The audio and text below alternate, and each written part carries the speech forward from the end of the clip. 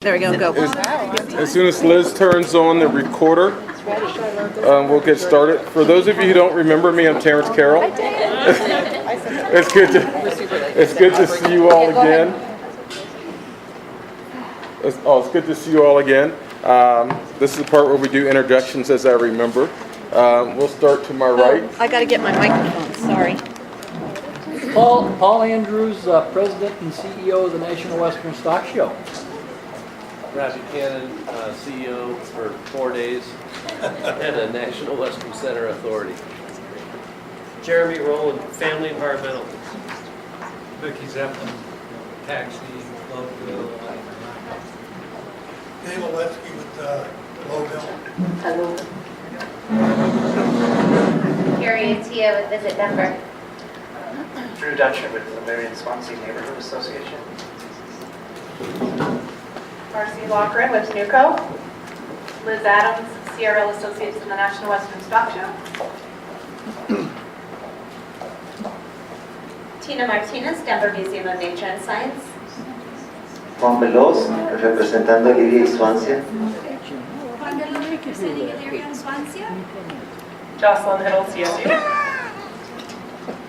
Betty Graham in Swansea, and we're having a lot of shaking around our place about now. Wait, hold on, Jen. Susan Algetti, Councilwoman Ortega's office. John Sapien, and I'm elated to be seated here between Betty and Pat Grant. I'm from Globeville. Pat Grant, I'm delighted to sit next to you and Gretchen. Hey! There's nowhere to go from there. Gretchen Holler, Executive Director of the Mayor's Office of the National Western Center. And sitting next to you, appreciate it. Yes. Almas Brick, City Council District 9. Jim Garcia with Clinton Tapia. Josh Ball with Saunders Construction. And Sam and Key with Central 70 Project. Michelle Sturm, Community Wealth Building Network and the Denver Anchor Network. Bill Herrera from Globeville. Bernadette Garcia from Globeville. Steve Sookting, Denver. Julie Skeen, I'm with CIG, I'm part of the placemaking team. Angie Holsputz with MIG, part of the placemaking team. Steve Nally with Community Planning and Development. Good to see you all. Brad Johnson, also with Community Planning and Development. Eric Anderson, Design Manager with the Mayor's Office of the National Western Center. Liz, yeah. You don't know how happy I am to be here instead of a school board meeting on a Thursday night. So I have partner updates. I'll start with Paul since he's sitting next to me. Okay, so I know we sent out an email with our usual updates, so if there's any questions about that, let me know. But really, we wanted to pass out the flyers for Fall Feast here tonight to make sure none of you miss. Free meals, free haircuts, free everything at Fall Feast. We got an English version here, and I'm told this is Spanish, and it actually was translated correctly. So we're going to find out when Juan gets it over there. We'll see if it truly is. So don't know who all on Spanish is, but there you go. So anyway, Fall Feast, November 10th, and bring everyone you know, because we want to feed thousands and thousands of people right here at the complex if we can. So every neighborhood's welcome. Obviously, it's geared toward Elyria, Swansea, and Globeville, but anyone in any neighborhood can come over here and enjoy a great meal and some fun starting at 10 a.m. on the 10th. And that's it for me, Albus. Terrence. Oh, sorry, Terrence, yes. And Albus, Terrence, yes, sir. I've known Terrence for 100 years, too. That's a funny thing. Next. Yeah, you've got to, you're right. Oh, okay, we'll go to the other Paul. We'll go to Brad. Oh, no, Brad's next in the next item. Oh, Brad's the next item. We'll go to Jocelyn. Thanks, and I apologize in advance. I have to leave early this evening. Just, as Paul mentioned, we already sent out a lot of information on what we've been up to.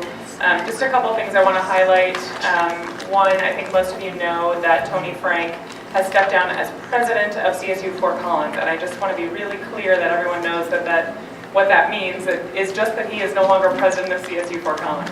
He is still chancellor of the CSU system, and part of what he will be able to do now that he is will be passing the torch up in Fort Collins is spend more time focused on National Western Center. So that's great. We're really excited to have more of Tony's time and attention on this. So I just wanted to be really clear about that in case you'd heard things and it was confusing. I'm not going to go through the rest of these notes. I will just highlight that we had our 5th annual Health Outreach Project Day at Focus Points in early October. And we're able to serve more families, both pets and people, than we have had in previous years. And we've had people come back after that clinic and continue to get additional care. So we feel just really excited about how that annual event is shaping up and how it continues to expand and grow every year. And encourage you all to come by next year. I know this year it was at the same time as the CAC tour, so that didn't work. We also had Little Shop Physics at Bruce Randolph this month, and that was a ton of fun with our CSU students having a chance to, get scientific with the students at Bruce Randolph. And I wasn't there, but I saw a lot of pictures, and it looked like a ton of fun. So excited to continue that partnership. We've been working, as you know, with Bruce Randolph over the last year and a half or so to really target various different programs to students there. So that's all. Thank you. Pass it to your left to Tina from the Denver Museum of Nature and Science.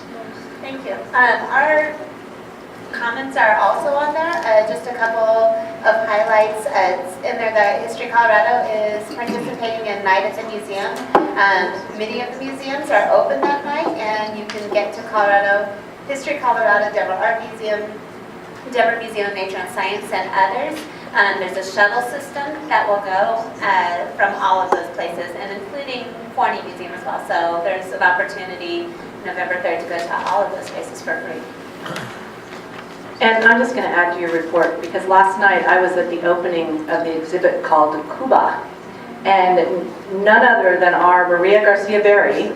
There is a life-size, bigger than life-size photo of her on the wall at the end of the exhibit with some other prominent Cubans from Denver. And it's a great exhibit, so if you have a chance to get by, you should see that exhibit. And there's also a video that Maria talks about what it was like when she came over to the United States as a little girl. So just a little plug for the exhibit. So we found a photograph that matches Maria's personality. That's what we're saying. Is it? You're back. You're back. I am back. So, Gretchen, you're up next. Okay. Good evening, and I've got some slides to walk through, but first just a couple of verbal announcements. So one, Brad Dodson, who is obviously the deputy director, had a baby boy. His wife had a baby, and his name is Coleman, and he is home with Cole tonight, so he will miss this month's meeting. Obviously, it's not here, but they are all doing very well. There are 2 flyers that are in the packet of materials. The first one, I'm going to follow up from Paul to thank the Western Stock Show Association for the planned event for the Legacy campaign and for the WSSA honoring their commitment in the framework agreement to deliver the first round of funds to help us build the project. That's $15 million. And that is on Thursday, November 1st. So that's the flyer that's in everyone's materials. And then the second is our press release on the program's partnership with Work Now and the core partners. And that is one of the ways this contract allows us to really bring job seekers into the program and use the support services from Work Now to help with skills training, navigation on site. We asked for a couple of specific contract elements. They're described here, but we will have bilingual navigators on our site a certain number of times per year. We're going to have additional classes and training for upskilling or training for our vertical buildings related to electrical and HVAC as example. And we also then are just a project partner of the platform and can really use it for anyone that wants to be part of this program, but also if this is their point of entry and they want to have work on one of the other programs that is part of the Work Now Collective, then they can use those resources too. So it's one of the ways that the Stock Show and CSU and the city all committed these funds. It's $550,000 for this partnership. So it was a great moment for us, for City Council, to approve this contract. On to the, you may also notice, sorry, last announcement, apart from the slides, that we have a smaller group of our team here tonight. That is just because our team has been on overdrive, so I asked them to stay home tonight. So that's not them just not showing up. They're exhausted, and I asked them to take a break for tonight. So I will, if there's questions here we can't answer, I'm happy to bring all of those back, and then they'll plug right back in as we keep going. But I gave them a break. So they were exhausted after this week. So I appreciate everyone's understanding in that. So on to slides. I think, does this work? No, I think you might have to have. No? Marcy, you want to? I think Marcy's going to be. Thank you, Marcy. On to the slides. So this is a slide that wanted to bring forward. It's one of and the language isn't perfect here, but it is a quick way for us to try to explain all the seats that are getting filled to help deliver this program of phases 1 and 2. Build it, fill it, show it, know it. Very shortcut, but it's an easy way to understand and stop me from getting the question of condolences that now I'm done with my job because Brad Buchanan has started. This shows that we work together. We're just adding seats to the table. So build it is, and same thing happened when Joe Garcia started. I got a couple of condolence emails on my short tenure. So sorry, I'm still here helping the city deliver this program. Build It is the Mayor's Office of the National Western Center, so we are responsible for delivery of construction on phases 1 and 2. And as a reminder, the city continues in its role as the principal land and facility owner. And then we have a 100-year with the authority, which is where Joe and Brad and the board come in. That's a 100-year lease to operate, maintain, program, activate, dream the campus, right? Make it the thing that it's supposed to be. 13-member board, and they work very collaboratively with Paul and his team because there has to be some back and forth on the livestock and equestrian events, which brings us back to the Show It. The authority then has a 100-year lease with the Western Stock Show Association, and specific responsibilities, obviously, of the stock show to put on 3 major events: the stock show in January, All-Star Rodeo Weekend, and the Denver County Fair. They also then are the independent owner of the Legacy Building and manage that construction. And they also help book livestock and equestrian events as a priority all year. And then last, Know It. CSU does way more than this, but we had to make it rhyme. And they're the independent parcel owner for their 3 programmed buildings, and also really help activate the campus and provide year-round activities and really make it something different for Denver. So build it, fill it, show it, know it. If you get stuck or if someone says, I don't know who to call, you can start to think of it in this way. Next slide. I wanted to share the structural assessments. We can come back in a deep dive on these, but just so you know, we've been hard at work on both the sheep bridge. It is not the rat bridge. I think that came up at one point from all the rats that are by the river. It's the sheep bridge and the water tower. The initial outcomes of these studies show that the sheep bridge is sound. It does need some shoring up. There's some rusting and basically some cavities in the legs there, but it can be supported, but it's safe right now. We'll do some work to shore it up, keep it in place. I didn't hear what you said. Oh, we're keeping the sheep bridge, John, and we're going to repair it. And also the water tower, it's helping us learn how to move it. We're going to break it down into 3 parts to be able to move it into the center of the campus as a point of identification for the Grand Plaza. On the next slide, some good news about Brighton Boulevard. So last week we started paving 47th to 48th. Based on our current progress, we may be able to open that section of Brighton by the end of next week. That would be early. That would really help alleviate some of the traffic movements in North Denver, so we are hoping for that. It definitely creates better flow. And then as a reminder, we will be finished with our paving work on our current schedule in December in time for all the loading and activities of the stock show. We will have some additional work to do on Brighton in March, but we will be keeping the lanes open for that work, so plantings and things that occur in the spring. So we are proceeding with getting our work done on time, and that's part of the attention of our team, and they've done an amazing job just being out there every day and staying on it. So we've had great support in that. The next slide is just our map. I put this in here so we can come back to it if we ever needed to, but I'm going to move through to then our procurements. There's too much detail on here. I try to show this every other time, and Marcy will send this to Liz so it's available. This shows the contracts that the city's got underway already. Just a reminder, we're going to hear from MIG today on campus placemaking again. So we've been spending a lot of time presenting in that area. On our next slide, you can see that work is underway. We've got design and CMGC construction for the Stockyard Event Center. That's the smaller arena that's in the middle of the stockyards for events, and also multi-use space outside of the stock show.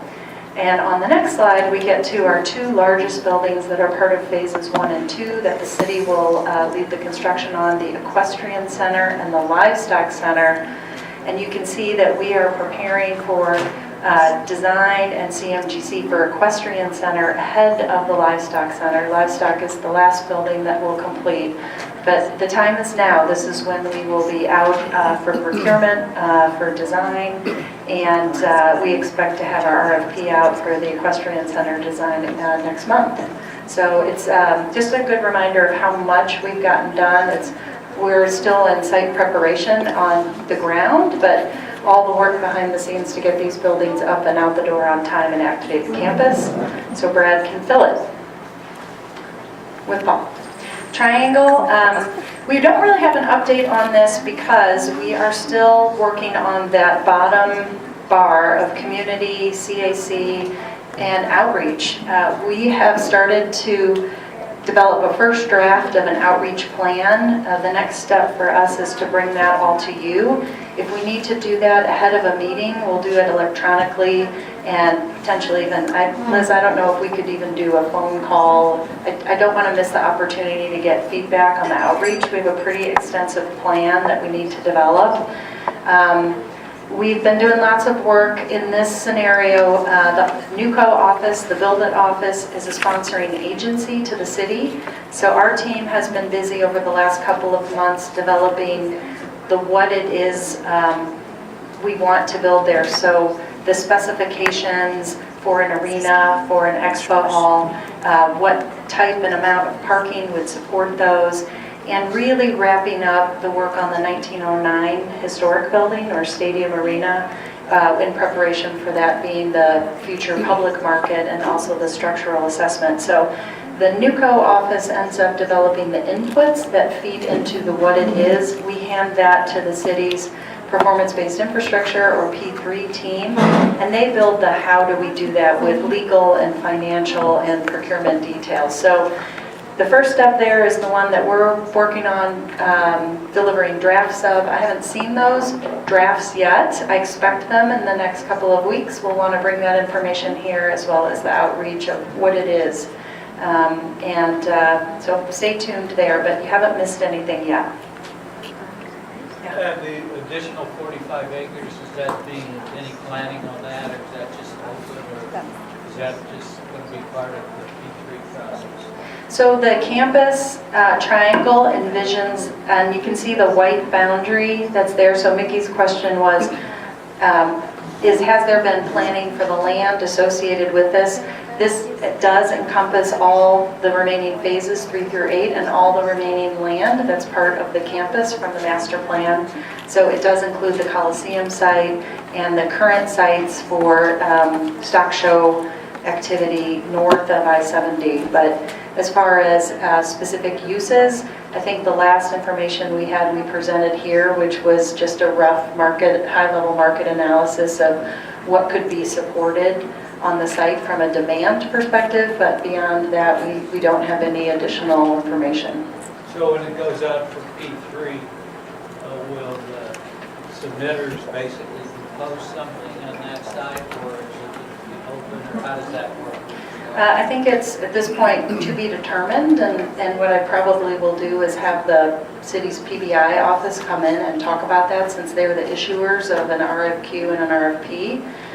It is anticipated to go through 2 stages, request for qualifications and request for proposals.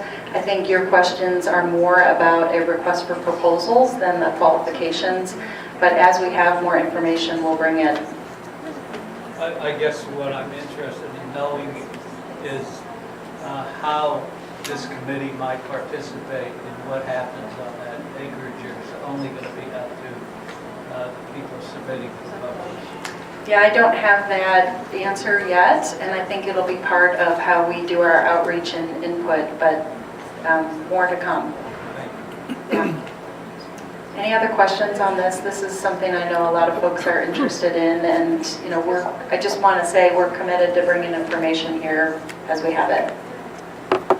Hi, Gretchen. I apologize for being late, and you may have discussed some of this, and I know we've had outside discussions, but in terms of, you know, my concerns would be in that process between the RFQ and the RFP about what type of guidance is there for such properties like the Coliseum, as well as the properties along Baldwin Court, as well as the property that used to be at 4701 Brighton Boulevard, which has been deconstructed and needs a place to go somewhere within that triangle. And so I'm just wondering, from a standpoint of between the RFQ and the RFP, what type of guidance will be available for those, and what type of input would be available for the community on those properties in particular? So what I'm going to do is note that that's a need that we have to put into our outreach and process, and just keep bringing it back to you. But I think that's something that we expect to happen too. Are there other questions about the triangle? And we will continue, I mean, this will be a more robust conversation at future meetings as we actually make our timeline more solid and we have our outreach plan. And if you all have suggestions on that, we bring it here for the feedback, so we'll make sure we get that to you. And just as a reminder too, this is one, I know Brad's 4 days in, but this is one where the city and the authority really need to work hand in hand. It takes both parties to be able to make an agreement like this happen, both for what we're trying to accomplish, but just really generally legally in the framework agreement. The city and the authority hold control over that together now. It's neither party's individual action. Gretchen, quick question. Are you coming back to it? Because it says you got 10 minutes on it at the end. Yeah, no, it skipped. Yeah, we actually combined it all in the deck. This is all the material. So if folks were wondering if they were going to miss something, if they had to leave early, this is all that we have right now, is just to keep you updated that we're working on the community and outreach, and we'll bring that forward. Again? Oh, let me get the microphone to you, sorry.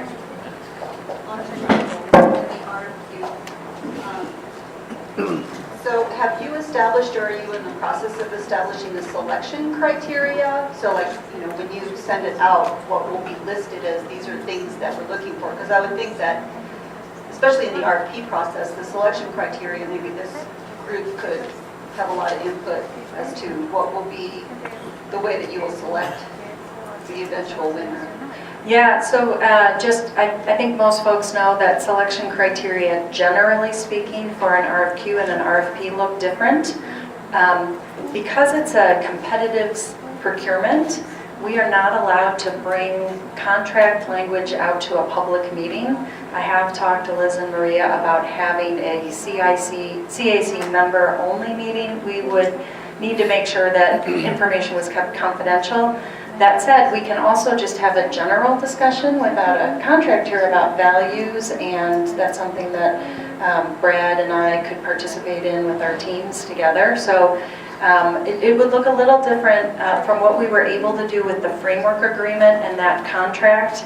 We were able to bring you language and binders and things like that. In a competitive procurement, if we were to put information out in a completely public forum that advantaged or disadvantaged a team, our entire procurement would be called into question and challenged, and that would be fair.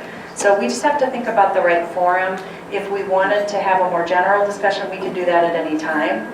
The city team and the authority team won't be able to provide comment or insight, but we can receive comments, or we can have a non-public meeting to be able to have a two-way dialogue. But I do have to be pretty careful around the city's procurement, and that's just pretty typical of any competitive process.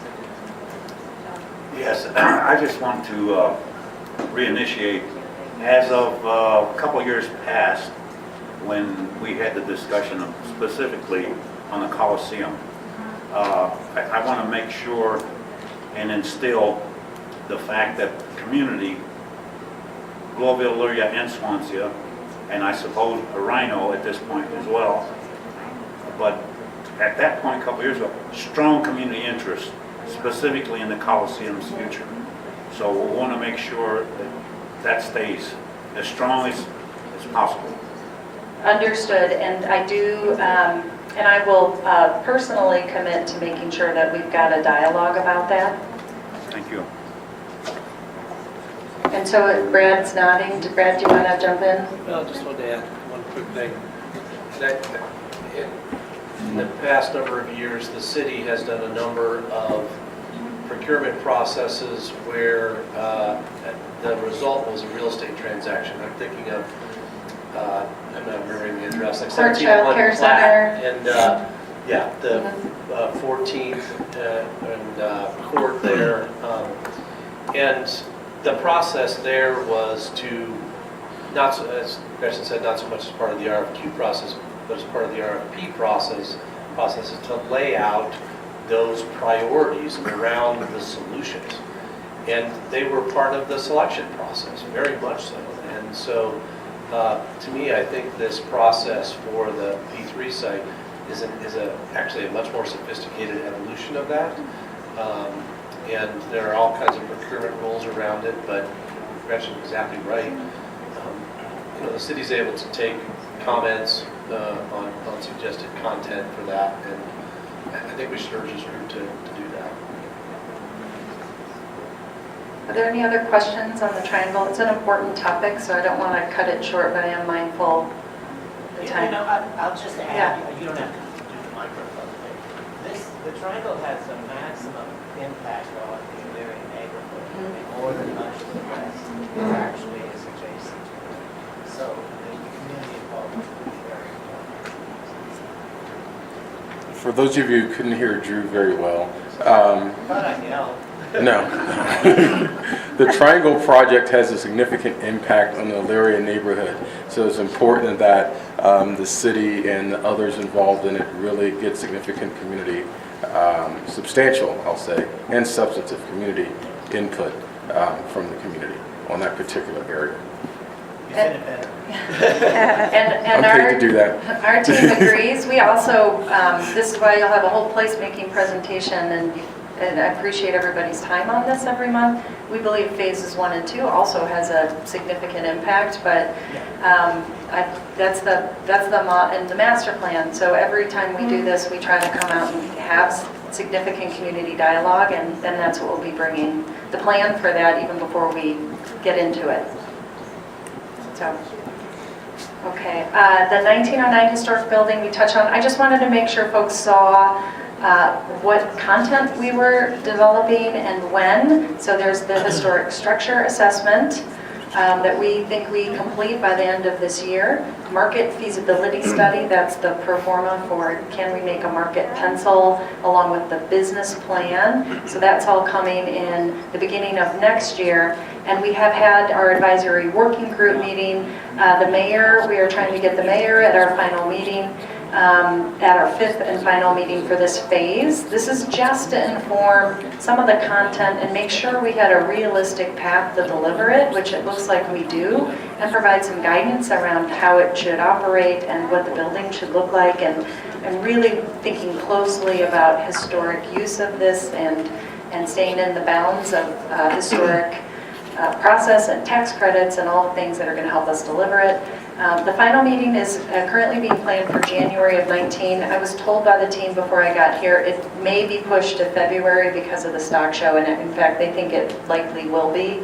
So we'll make sure we push that out. But as many folks that can participate in that final meeting, it'll be a great wrap up and review, and then we can figure out what pieces we also need to continue working on in 2019. And then last, on campus energy, got 3 slides here. The team is very hard at work on this, and as you know, EAS Energy Partners, that's a combination of Enwave, AECOM, and Saunders, were selected. They are in a pre-development phase with us right now, and it's timed with horizontal construction. So we are working with a lot of partners that helped us select and work through the RFP process to come up with what our plan is going to be. If you go to the next slide, you can see our procurement timeline. We're in project development and contracts. We will need to bring a final contract to City Council in 2019. We are hoping to do that in the spring. That's a really fast timeline.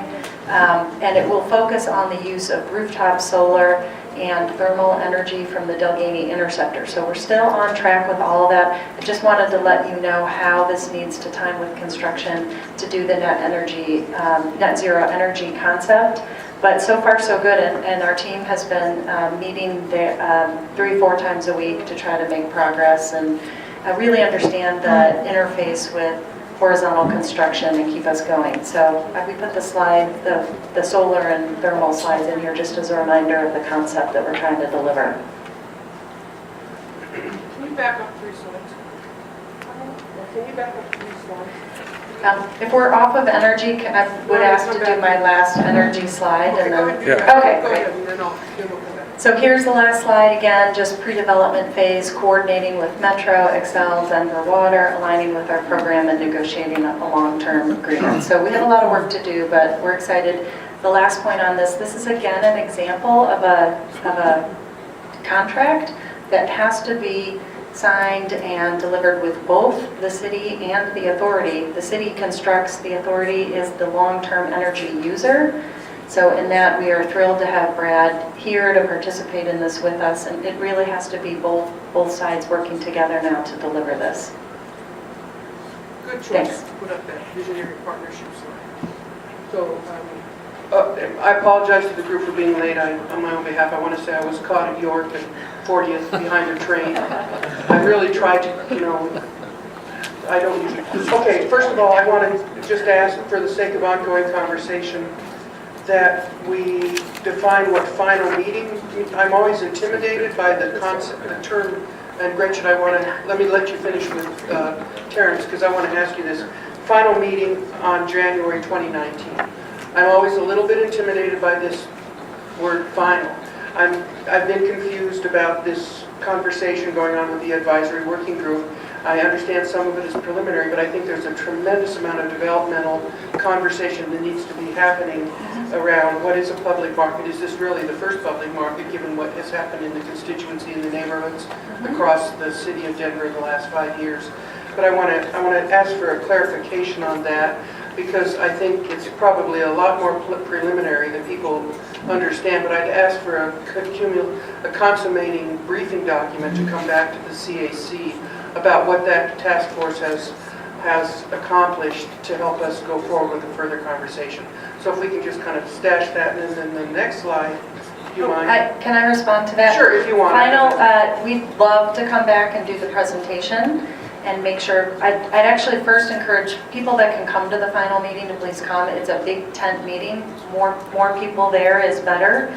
But we will absolutely come back here too, so that we get some exposure on it. Final means that we need to wrap up our initial contract, so we hired a team to come in. We hired them for 5 meetings. That's their last meeting. It's not the end of the conversation. Who was that group? It's Anderson Hallis, led by Anderson Hallis as the architecture team, and this is something I don't. Okay, have that's to know okay. As long as people understand the Yeah. mechanism here, there will be deliverables. This is a foundational. Aaron Zaretsky from Pike Place Market, it's kind of come to me in Okay. waves. Okay, because this is kind of like the feasibility study that happened. Yeah. Preliminary to the National Weather Center being advanced as a public process. I just want everybody, including myself, to understand so that we're not intimidated by the process, that this lays the groundwork for understanding the realities of going forward with a public market model. Correct. Is that accurate? We do everything in iterations. This is the end of the first iterative cycle. And this is my way of saying, nobody's left out yet, don't worry. This is going to be a prolonged conversation, but we should get some really good information about this from this regarding the possible public market model. Is that accurate? And we will, it'll be the final meeting with our consultant team engaged, our authority and NWCO and all of our partners. Okay, cool. Continue the conversation. Okay, thank you.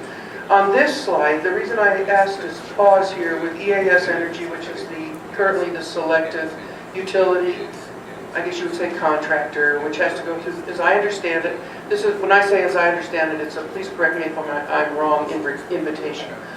The negotiation for the contract has to go through this, that, and the other thing with all the lawyers and then be approved by the city council, correct? It's not just with the authority. Oh, yeah, correct. Okay. At any time the city's engaged, we're with our city council. Okay, great. Yeah. So my request, can you back up to that slide there, please? My request in this is that I know that part of the RFP, maybe RFQ, had to do with a special neighborhood engagement and neighborhood benefits component that is probably unique in the history of the United States. I don't know. But I would like to request that we put a spotlight on that, call it out, put it in front of the CAC, and help us understand where that is in the negotiations for the final contract, which is the criteria for the specific sequenced implementation of the relationship between the utility, the National Western Center project, and how the benefits may flow back and forth to the neighborhoods. So when we assess what can NWCCAC contribute as advocacy for the adjacent neighborhoods, there's a little entry point for us there. I'd love to have a printout of that exact component from the final proposal, that one EAS's contract that says this is how we can engage with the adjacent neighborhoods and what the strategy will be. And I think that does exist as a component of the RFP that won them this contract. So can we possibly elevate our engagement as a CAC in that direction with that step? So that is something our team has talked about doing, and we plan to bring that to you ahead of the contract being submitted for city council approval. I will have to bring that back to the team. I can never promise that I can bring contract language without getting an okay from our. Okay, so just to pause here, you can bring RFP language. That is a public document. You can bring that, which would be the... I just don't know. Okay, well, we can get that. But we'll make sure that it's substantive, how we engage, and that we will bring everything that we can. Okay, so I just want to make sure on the CAC that everyone here in the constituency understands that what I'm saying for our briefing and for us to understand and for us to really look at, and this is a good thing. Yeah. I may seem contrarian, but I'm not. This is a good thing. We have advocated for years for some kind of interweave in the benefits and the interrelationship between really important imperatives and this net zero utility. And kudos to the build team, because I think we're still ahead of schedule. I think we're still ahead of budget. And there are decisions that the authority board is going to have to make that sequence things that protect our net zero concept. This is something people have to pay attention to. And if we can get the language on our, I want to say that I want a commitment from the NWCO office that brings to the table of the CAC the preliminary language that defines the value system that establishes the relationship between the utility and the adjacent neighborhoods. Not just not in particular detail necessarily, but in principle, that says we are entering an age in our project because we're entering an age in our times where these utilities, this is a utility. I am outrageously excited about this and how it can its tendrils can go into the neighborhoods adjacent and then extending into the city, which has this awesome sustainability value system. We have in our partnership with CSU, Jocelyn Hiddle that wrote the matrix in our master plan around sustainability. I want us to be aware of the depth, especially for the new folks on the CAC, the depths of the model of our sustainability challenge, and we need to see this manifest first and foremost in the neighborhood in relationship to EAS Energy, and I think it's an obligation for the NUCO office and EAS to show this in mechanisms, starting with the negotiation of the contract with deliverables. So you don't have to promise anything, but I'm requesting and I'm asking for this imperative at this stage with a date on it. When you say we'll get it before, I want to know the timeline, because can you say the contract is going to be finished by March, April? I don't know how this all works. You're one step ahead of us. We just did the team meet and greet, and they are developing a schedule now, and as soon as we have that, and I will ask our team to be here to give a briefing on that, and include that in our agendas every month, so there's no surprises. And I also want to thank the CAC, because we put that into our RFP because of the feedback we received from this group. And I think we have the chance to do something really innovative with this, with the authority as our partner. Marcy handed me a note, so the last comment on this, and this is my final topic. The EAS partners will be in town for a team meeting next week. That happens to coincide with the meeting of the authority board, so we are asking them to go to that meeting. It's a public meeting, and we hope that anyone that wants to see them, say hello, share thoughts, will come and say hello to them at next week's authority board meeting. Okay. Yeah. All right. Thank you, Gretchen. Okay. Now? Okay, we'll let you have. You know, this is just a good time to mention something that I believe is new and not many people know about, and it has to do with energy. There is I had to pull it up here, there's a piece of parcel that CDOT owns on Washington Street between 46th and 47th. And they have donated that to the city, and Energy Outreach Colorado will be creating a solar garden and working with Excel. And what's going to happen there, the city is working with them as well. And what's going to happen there is working with Excel in the city, the Excel is going to give basically for the next 20 years to the 20 lowest, actually it's 52 lowest properties who are income restricted, whatnot, 20 years off for their electric bill. And so this is the type of technology and energy that I think is going to start taking over in our community. And so this is an exciting opportunity, and it's going to be coming forth to the community. But I wanted to let you all know that, and I'm glad you got a chance to share that, because I think there's going to be a lot of synergistic opportunities for the future. 20 years off or 20%? 20 years. Okay, I'm not sure. 20 years. For 20 years, they're going to get, I don't know what the percentage is going to end up being, but for 20 years, those 52 homes that qualify for this will get a major portion of their electricity bill off. Okay, so I want to just thank you for putting that on the table. I just want to put before the CAC a request for holistic awareness about what can be patchwork mitigations. I'm not necessarily completely at peace with the emergence of this. I know exactly the precise section that you're talking about along there, which is now a staging area for CDOT, and there's a certain portion that was privately owned, and then there's a portion that CDOT owns. I think that the analytics around what the interdependence of mutual benefit in a utility, where you extend the grid of utility system within a net zero value system, as around a vitalized economy, is different from a subsidized relationship based on household economy. I think we have a project that has to do with elevating the entire economy of an area. I'm happy for anybody that receives economic relief in proximity, but I want to just say, I don't want us to treat something like that as a marquee solution. when we can have an organic and an organism solution in an energy economy and that kind of thing. I hope this doesn't seem overly burdensome to people, but I don't, that conversation with that parcel has been on the table for years within the neighborhoods, and people trying to figure out what to do and figure out what's going on. And now a deal has been struck that is being announced that I want to put in context with the greatest potential.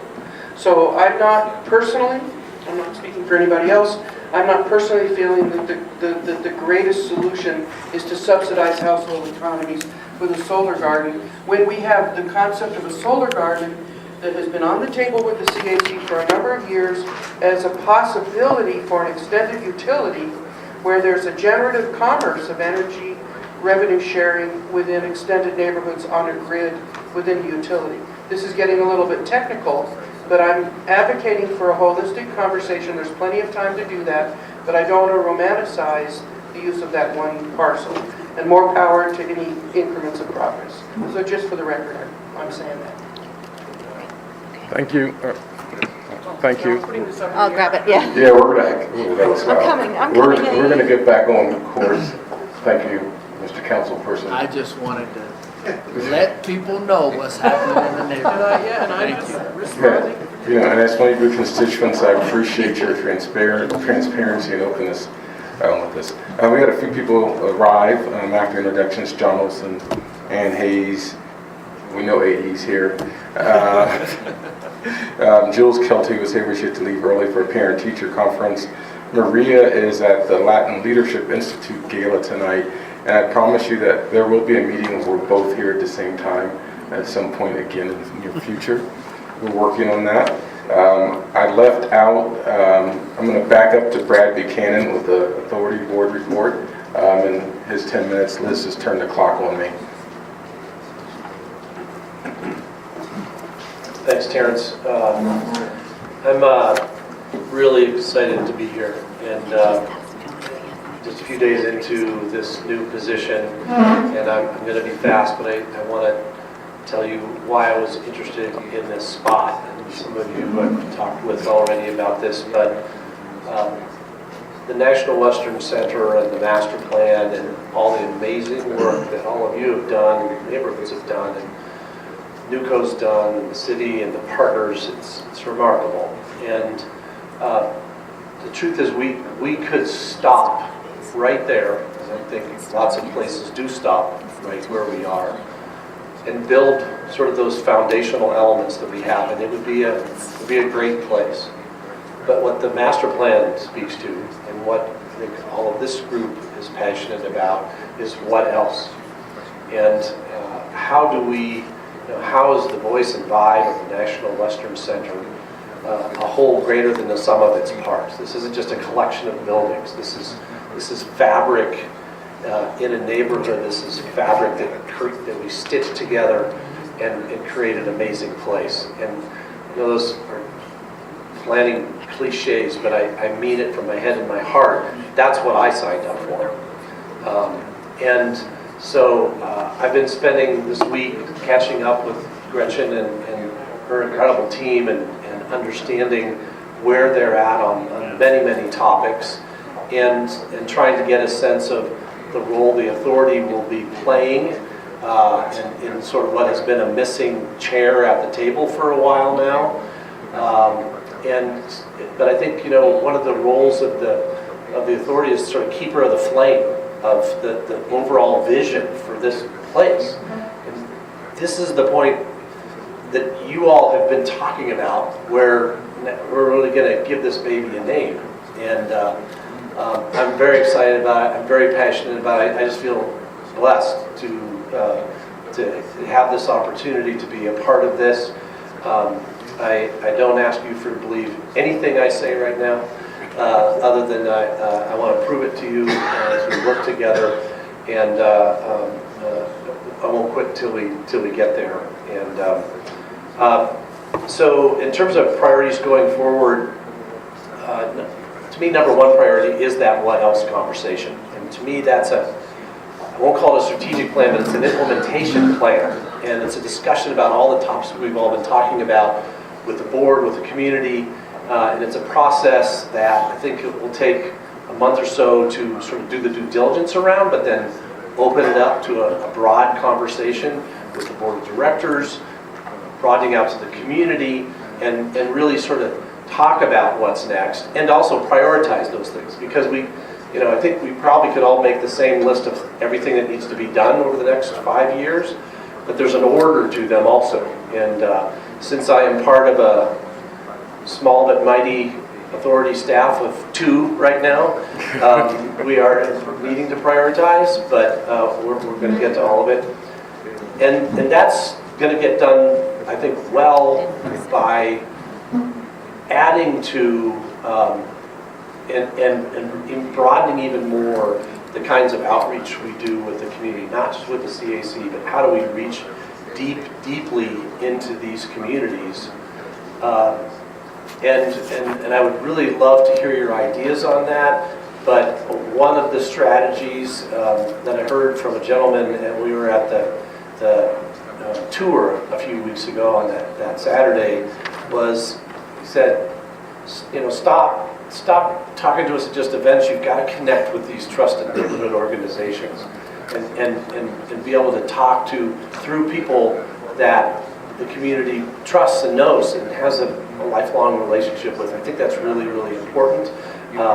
Been talking with Marcy and others on Gretchen's team about how we do that and how we do that together. So I'm anxious about that. And then lastly, I'll just close with, we've been trying to find a home, and we found some free space, so the rent was perfect. We've got a couple of offices in one of the buildings right next to Union Station, where IMA is located, between Union Station and the Ice House.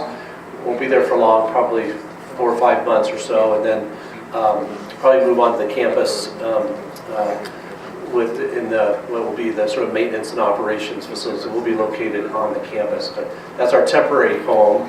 And can we, Liz, can we email everybody my email and contact information? So if any of you want to reach out to me, please feel free to do so. And thanks for having me here tonight. John, do you have any comments since you weren't here for the partner updates? No. Which John? John Zappian. It's John Zappian. I didn't know it's John you were talking about. Oh, I'm sorry, because he's on. I don't have anything here now in the interest of time efficiency. I think Brad covered everything, what we're dealing with now. So let's move on, get it done. Okay, thank you, John. I appreciate that. We're going to move on to an update on phases 1 and 2. Eric Anderson et al.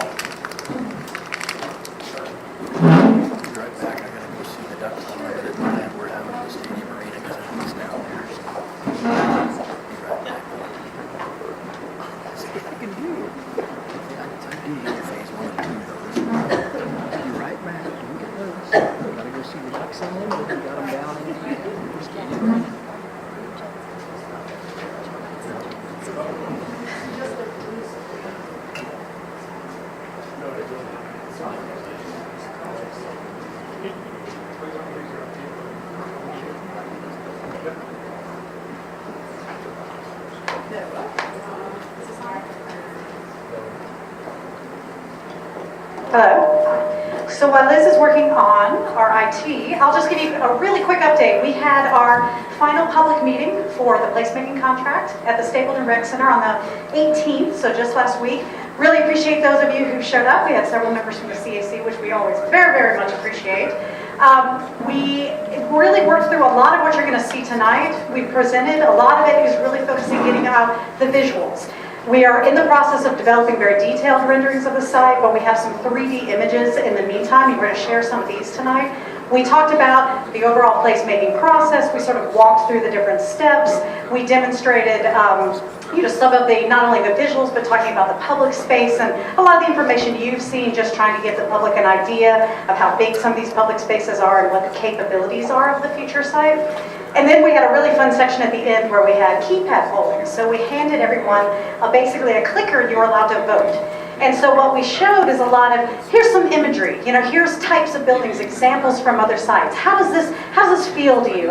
Does this align with the vision that you see for the different components? So we were actually able to get real-time results from the public, specifically on the look and feel and getting into some of the aesthetics of the site. So all that information will be compiled. It's all going into the overall placemaking study and will be incorporated into the final documents that you're going to start seeing here in a couple of months. With that, I'll leave it and hand it over to Angie. Oh, sorry, Erin. Sorry, Erin. Good evening. So tonight we're going to go through a lot of the work that the campus placemaking team has been doing over the last 18 months. I know, hard to believe it's been 18 months. Way back when we told you about their 4 task orders. All of these are almost complete right now. Task order 1 just has one final market analysis to do. Task order 2 is the infrastructure. We just have a couple of minor pieces for the 15 and 30% infrastructure design that then goes to the Merrick horizontal design team to take to 100%. So that piece is almost done. Task order 3 is the work we're going to show you tonight, and Angie's going to go through that. That's kind of the exciting public realm stuff, but that's all starting to wrap up. And then task order 4 is the design standards and guidelines, and you guys will see a draft of the design standards and guidelines. The first official draft will be just right before Thanksgiving, but we have a work session on November 7th to go through some important topics in the standards and guidelines and get your input as we develop that, draw up that document. So just going through all this, task order 1, this is all the program refinement. Remember, we sized all the buildings. We did the campus cultural plan. We're working on public art pieces for this, the public art master plan for this group. And then all the site infrastructure. We did utilities, site grading, bridges. We've got all this stuff taken to a level that can then get handed over to the final designers. The public realm, character and concepts, and we'll go through all that tonight. Just looking into different spaces that are on campus that are public space. And then task order 4 is design standards and guidelines. So those are kind of the 4 pieces that we've done over the last 18 months. We have yet to figure out how we're going to share all these documents. There are, just in the infrastructure alone, there are 30 deliverables that have been given to us. So we're trying to figure out a way to share some of that stuff with you. Obviously, utility plans we probably won't share with you, but all the user experience interviews and all those kind of things we do want to share and get that stuff out. So we're trying to figure out how to get all that stuff out there. So with that, I am going to turn it over to Angie, and she's going to run through where we're at with the public realm, and we'll be wanting to take your comments, questions, anything we can do. Thanks.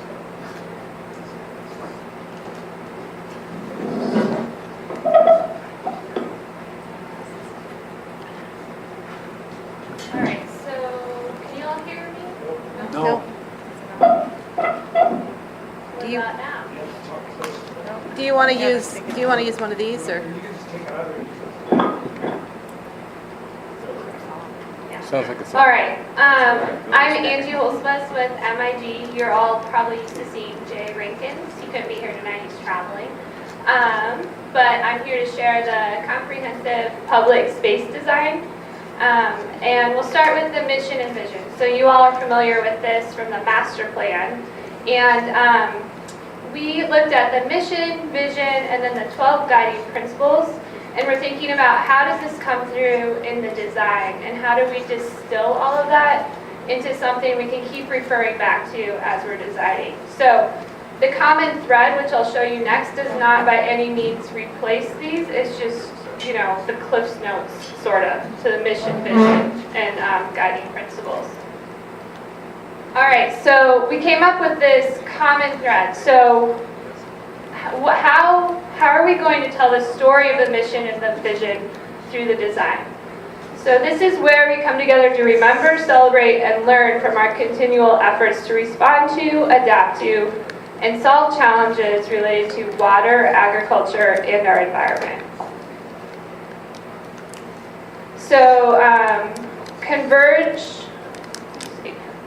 So I think my slides got out of order, but we want to converge and then pivot and innovate. So if we don't innovate, we're going to plateau or decline. So how are we innovating?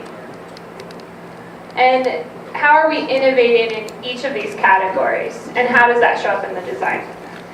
So for example, with people, how are we designing for research, education, workforce development, etc.? The river, how are we addressing water issues? How are we educating about water issues? And I won't make you read all of these, but they'll be available after if you'd like to read them. It's already posted. And then this is just a graphic showing that we need to design this place for everyone. And this is arranged by age, but also what kind of programs are going to be on this campus for all different kinds of people. What are people going to come here to do that relates to the mission and vision? And then how are we designing for that? Do we have the right infrastructure in place for these programs? So you all have seen this. Some of the framework behind the design, we've thought about the connections through the site, how people are moving through and around the site. And then this diagram, again, applying themes, if you will, to different areas of the campus. So at Betty Cram, maybe that's the New West. So this is where the CSU facilities are going to be. This is where research is being done, definitely innovation. Our West, the heart of the campus, that's the middle area here. And then the Old West, a piece of the existing stockyards or pens from the existing stockyards will be permanently set up in this area. So those are just some big themes we're applying to different areas of the campus. And then again, this is a huge space. So for example, let's see, the grand entry or the grand plaza, it's the size of the Pepsi Center entry. And then this area by the Stockyards Event Center, that's the size of the whole plaza in front of the new Union Station redevelopment. So we looked at operations, infrastructure, programming. We've done user experience interviews and a ton of other analysis. And the following is just our comprehensive concept for what we think the character of this place might be. So as a reminder, we're talking about phases 1 and 2. So that's the area in orange here. It's from the tracks to the river. And we are addressing the triangle and the design guidelines, but not in the following slides I'll be showing you with the public space design. So again, these colored areas are what we've designed for now, and this is just the concept. There'll be a design team after us that'll take all of this to final construction documents, so there's going to be a lot more time for everyone to be involved and comment. So this shows all of these areas on a plan together, and I know it's probably kind of hard to see, so I'll jump into the enlargements.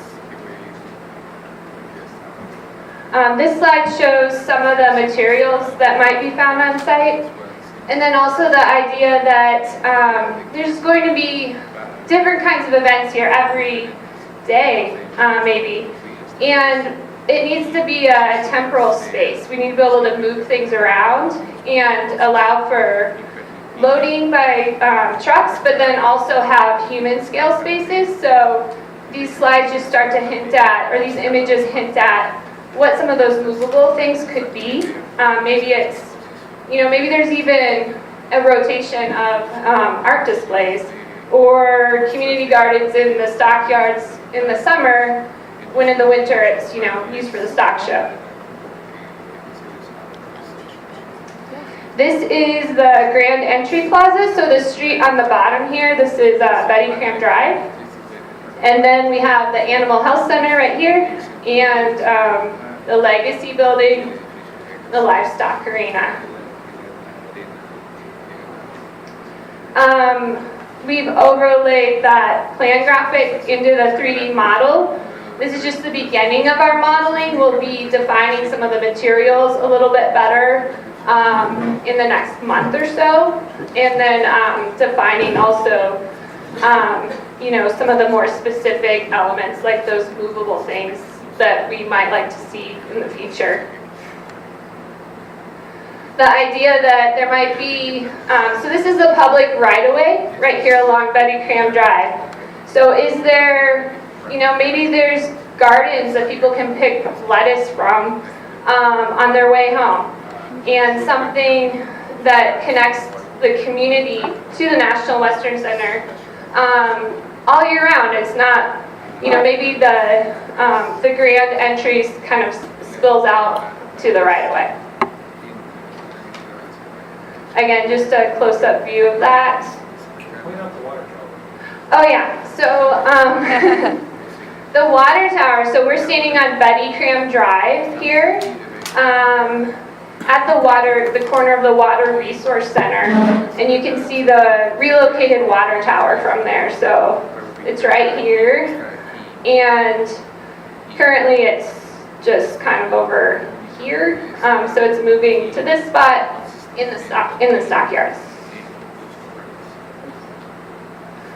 The middle plaza, so this is an area that will be shared for loading and pedestrians, but those two things won't necessarily happen at the same time, but we need to design that space for both of those programs. So the idea that on the left side of this image, you know, maybe this is the pedestrian side, or where we direct pedestrians, and identifying that with a different type of paving and a tree canopy and more human scale elements, while still allowing for the truck operations that might happen before all the pedestrians get there.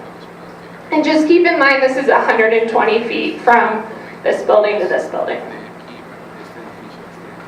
Again, there won't be 5 semis and all of these pedestrians at the same time in this plaza, but these are here just for scale. So it works. Say these semis are coming with a big climbing wall or a home and garden show, or you know, animals for the stock show. They can get out in and out, and then when they're done loading, pedestrians can also use this space. And again, we'll be diving into more detail on those human scale elements as we go forward. And here you really start to see the water tower. Just a close-up view of that area. Okay, and then this is the Stockyards Event Center. This area is important because it could be used for a bunch of different scales of events, but then this is also the connection from the commuter rail station, which is down where my mouse is pointing. So thinking about how are we guiding people through this space? You know, are they following the trees, follow the trees to the water tower, cut through the circle, and then you're out to National Western Drive? Oh, and then this idea of putting interpretive elements into the paving. So maybe it's the brands of the livestock exhibitors who have been here over the past 100 years or more. Another view of that.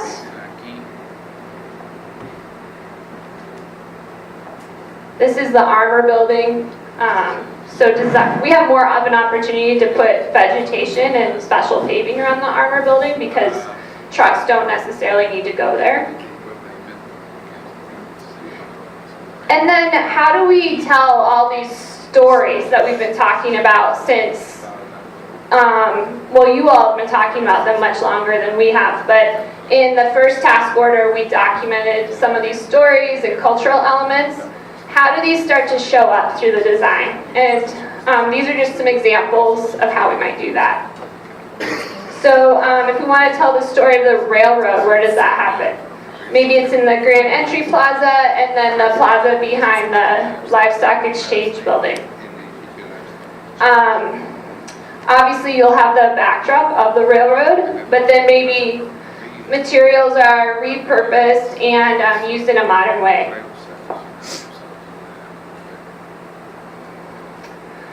Maybe in the Grand Entry Plaza, we're using actual salvaged rail or the forms of the rail, long and linear. And again, the stock car that will be relocated somewhere on campus. Food and agriculture, there's a bunch of places where we could tell that story. So the Stockyard Event Center Plaza, the walls of all the buildings, there's lots of real estate there. The Grand Entry Plaza, the riverfront, and the parking garage are some of the opportunities we've pointed out. So we can have movable gardens, edible landscapes with signage, help yourself, living walls and fences. And then art. Art can tell all kinds of stories, and so there's a public art plan that's separate from what we're doing, but there's tons of opportunities to tell all kinds of stories with art. And it can be interactive art. Maybe it's something that you can connect your phone to and change. Or, it doesn't have to be permanent. And Western Heritage. The Legacy Building, the Herdsire area, and the parking garage. So using materials that relate back to Western Heritage or salvaged historic materials. The opportunities are endless. Murals and programming. River and education. So making sure that the riverfront is designed to facilitate education and about water, and making spaces for teaching, and placing interpretive elements in the paving and the site furnishings and in the design. This picture up here is a stream lab, maybe doing some kind of testing area where kids can go and get water samples, take them back to the Water Resource Center. I'll quickly go through the streetscape, and then we can go back and jump into any of these that you'd like to talk about more. So this is the formal campus arrival. There'll be several places on campus where people might come in, but this is at Betty Cram Drive. On the south side of Betty Cram Drive, there'll be a cycle track and then a sidewalk next to that. And then on the north side, there'll be a sidewalk. So, we could use some of the historic materials in the area between parking and the cycle track. And then this is National Western Drive. And over here, we feel like there's a lot more opportunity to be more organic with the forms and bring the river through the street. So this is a section of National Western Drive. The multi-use path right here, the water quality swale, the street, and then sidewalk, and then the parking garage. A rendering of, could we put art on those walls of the parking garage? And then can we break it up so you can see in some parts of it, and then some parts have art? And then maybe allowing for future, as things change, maybe we don't have all these cars anymore. Maybe we can open some of that up for other uses. This is the idea of living walls on the parking garage. And that's all I have. So any questions, comments? And the microphone's coming to you.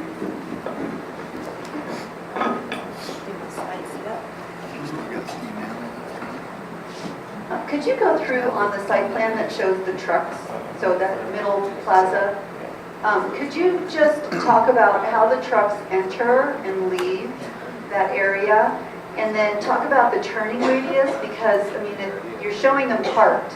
But in order for them to be able to get in there, they're going to have a certain turn radius am a little concerned about pedestrians mixing with that, and so is there also, you know, a plan that trucks only come in at certain times of day? They park during the day, but then they, you know, they come and go after hours? How's that gonna work? Yeah, that will be an operational thing, but it'll be operational, and we've looked at that extensively, and we've talked a lot with Stock Show about what their needs are. Part of the beauty of Stock Show is being able to see some of the operations.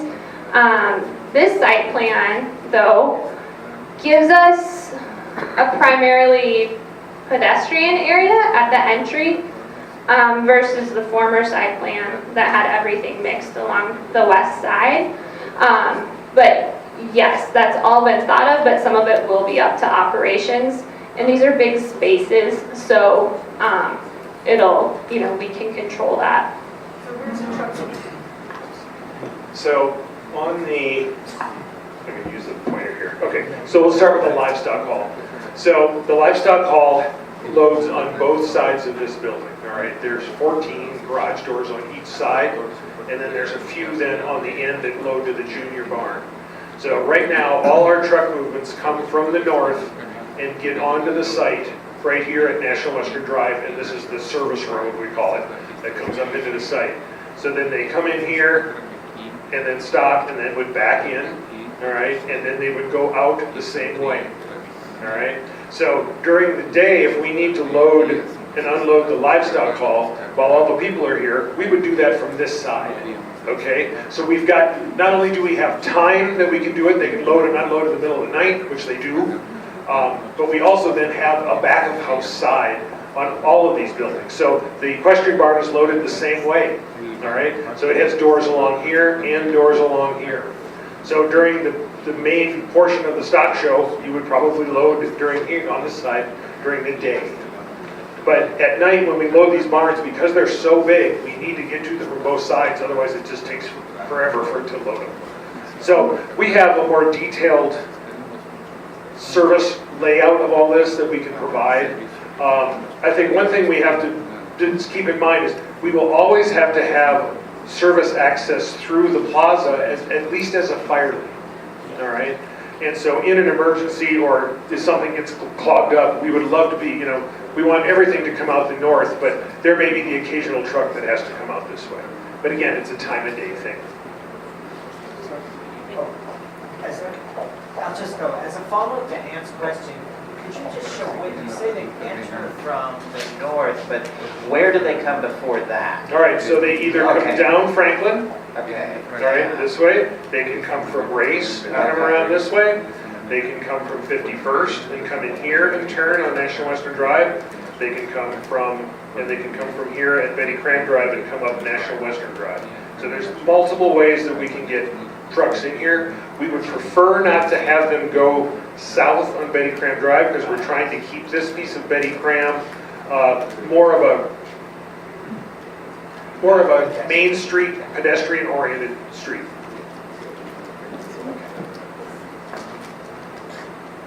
Also,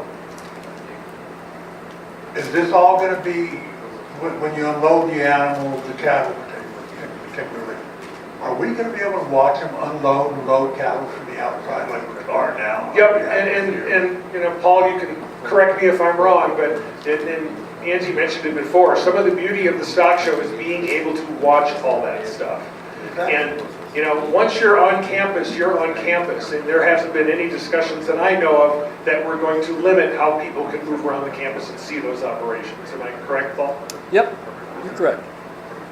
All right, now, also, from Betty Cram Drive to the Armor Building, how many blocks is that? All right, so from Betty Cram Drive to the event center is about 4 football fields. Okay? It is a big space. Do you have that drawing? Didn't you ask to the armor building though? So the armor building is about 3 football fields. But again, it's a big site.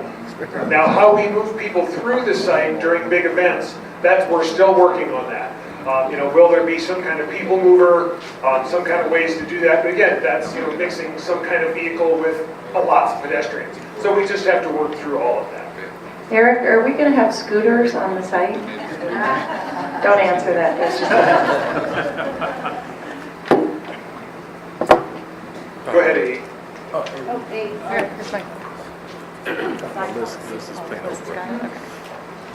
There's also a proposal regarding scooters to have mechanical horses, so everybody who's Oh, received yeah, those he emails. has a mechanical horse. There's mechanical horses that are possible, made by an old cowboy. So I just wanted to comment that at the, I guess you call it the public meeting, the question was raised, this last one at Stapleton Center, has there been any consideration about the impact of the exhaust elements in terms of the health, the emissions elements, the health of the neighbors in the arena surrounding the National Western Stock Center?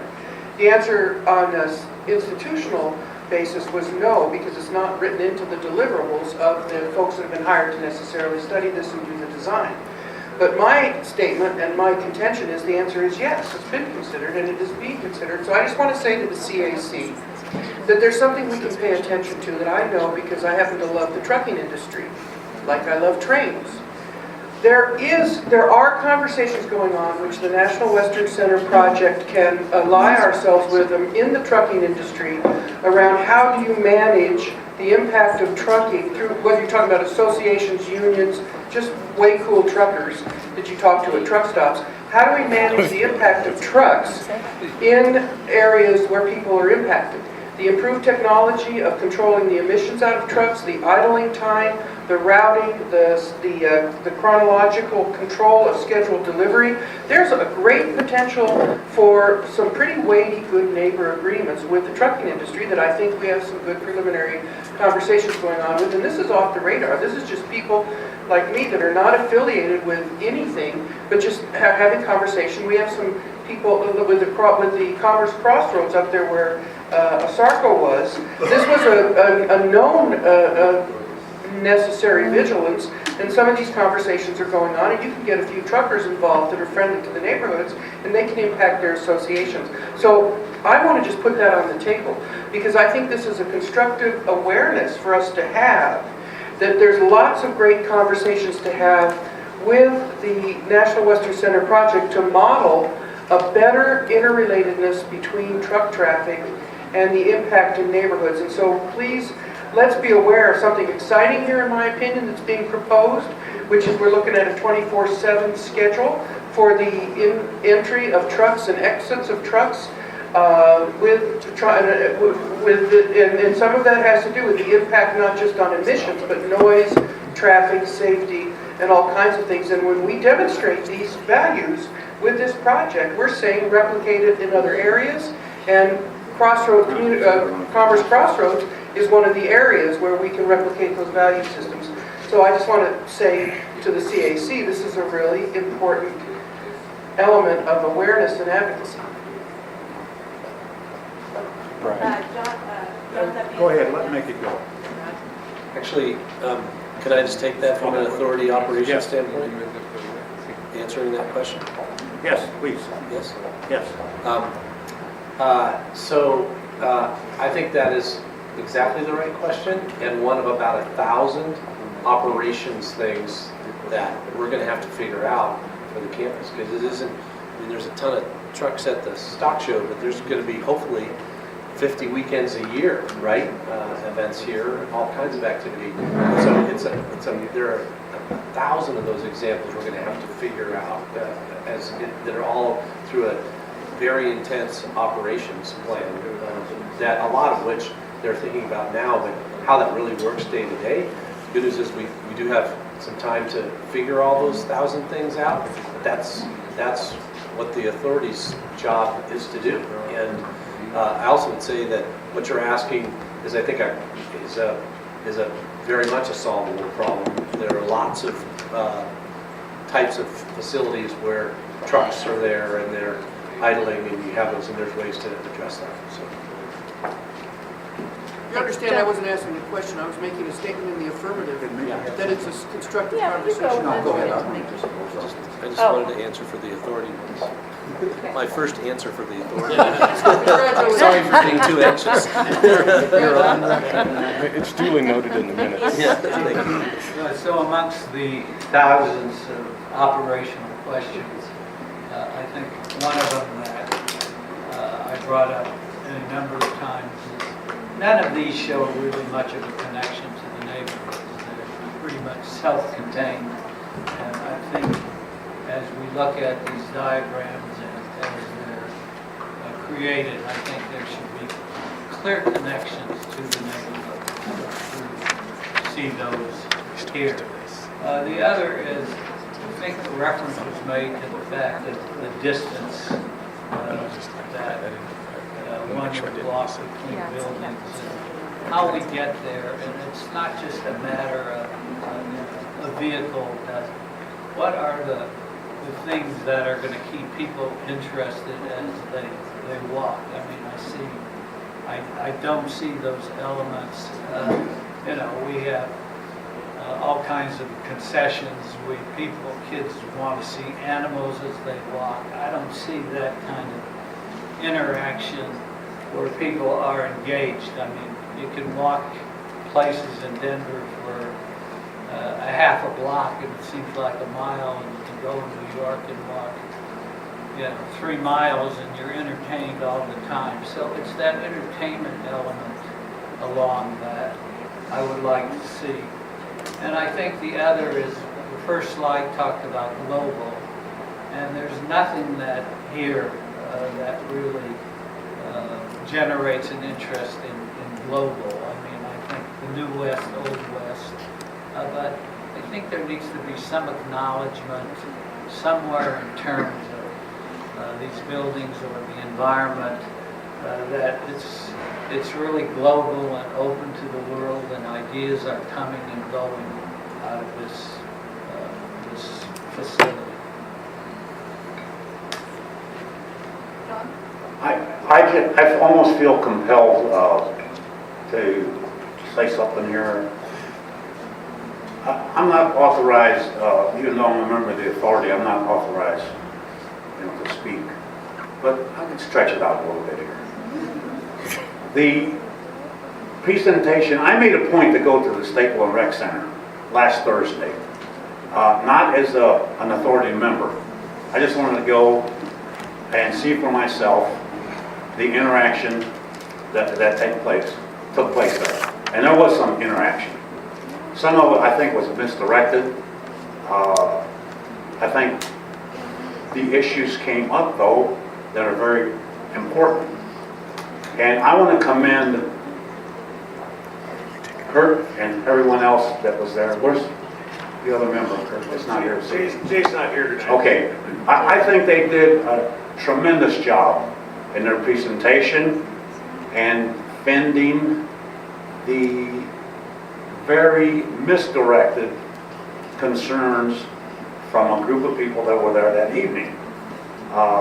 And Elizabeth, I think, also fended some of those misguided inquiries that I witnessed there. But I feel that what I saw at that meeting is certainly a credit to CIG and your effort in the presentation that you made there that evening and answered directly those concerns, of some of which were brought up here again this evening. And I think you guys did a tremendous job in your presentation, and I would encourage you to proceed as you have. I think you've done a good and thorough job in your presentation, and you should be acknowledged for that. We will take these issues up. Thank you again, Mickey. As a member of the authority, I want to make sure that those don't fall on hollow ears. So with that, I want to commend you for your presentation last Thursday and here again. Thank you very much. I'll tell Jay. Can we clarify who the contractor is? I don't know that it's between. Sure. So we're MIG, which just to, instead of CIG.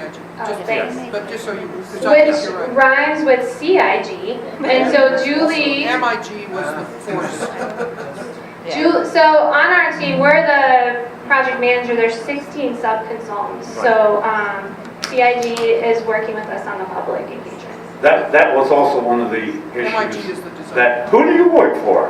Yeah. Who are you? But that was handled very well at that meeting, and thank you for bringing that attention to it again this evening.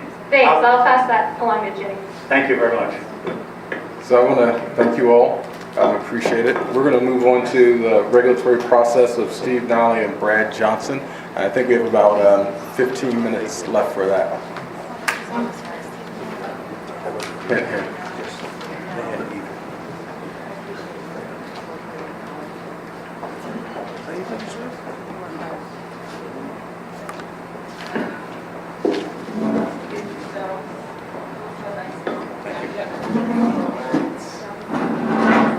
Hi everybody, Steve Nally, good to see you guys. It's been a while. Where you been? Maybe about 3 years, 2 years maybe. We're here to present the regulatory package, and that's just a fancy, it's not that fancy, name for two things. One is zoning, which you guys should be familiar with, and the second is urban design standards and guidelines, which is also a mouthful. We will be describing what those things mean. Thank you. We'll describe what those things mean. We're going to be pretty quick tonight. This is just a kind of kickoff to finish the job that we started 3 years ago. I think all right. So I think you probably remember we only rezoned property that we knew without a doubt that the city owned or that the Western Stock Show Association owned. There are a number of easements, there's complicated railroad ownership out here, and I'm pretty sure there's a rock with an X on it that was referenced in some of the survey legal descriptions, and I don't know if we found that rock, but anyhow. I found it last stock show. What's that? I found it the last stock show. Okay. So we were not able to map the zoning across the entire campus because we didn't want to map zoning on land that we weren't absolutely sure we owned. We being city and Western Stock Show Association. So we're going to go over project objectives, the difference between zoning and design standards and guidelines, process and schedule. This is, again, just a kickoff. We're going to be spending more time with you guys over the next many months. And I describe this. We're here to finish the job that we started. And we know more now, right? We've been working on this campus for a while. And so we may want to make some changes to the zoning. And we also want to map the zoning across the entire campus. And the very exciting conversation that we started 3 years ago of design quality and really what these buildings look like and how they relate to the public spaces. So this is a really exciting conversation that we're going to have. I'd also like to introduce Brad Johnson. Brad is a senior city planner with community planning and development. He is a rock star. You guys are going to spend some time with him. You're going to like him a lot. And it's funny, as introductions were taking place, Betty, you introduced yourself, and he's been looking at the maps. So he's a little starstruck. And also, I just wanted to put in a plug for Brad. I know I don't need to, but Brad's a great leader. He's my former boss's boss. And he led a department of 284 people, 283 now that you're not there, I think that's right. Now that he's gone, he left us in really good shape. And so I think he's going to do great things here. He was working for the whole city with that many people. He's now hyper-focused on this site, and he has a growing staff of just 2. So I have a lot of confidence in Brad, and I think you're in really good hands. So I'll leave it at that. Turn it over to Brad Johnson. Thanks, Steve. You guys hear me? I heard that now I'm like the third Brad that's involved in this project very directly. So if you want to call me B Johnson, you can call me B. A lot of people do that. Or you can call me Brad J or whatever word, sorry, Little Brad or whatever. Or Lil Brad. No, we'll just call you Albus. BJ. Yeah, go. Everybody's using Albus. Lil B, whatever. So a little bit on the objective. So I mean, when we're looking to write zoning amendments or write design standards and guidelines, we're looking to implement the plans that you guys worked on.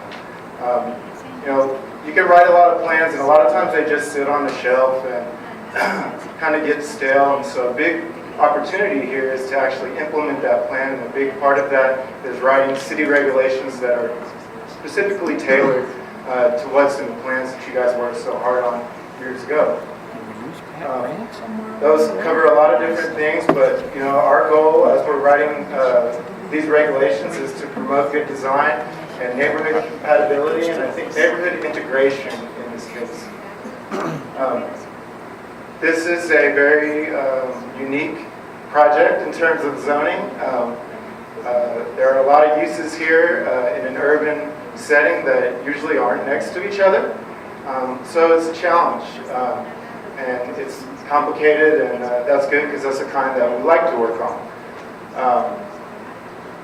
I think with that said, I would say that it's not so easy to just, in this case, to take some zoning off of the shelf that's used somewhere else in Denver and try to apply it here. That's not going to work.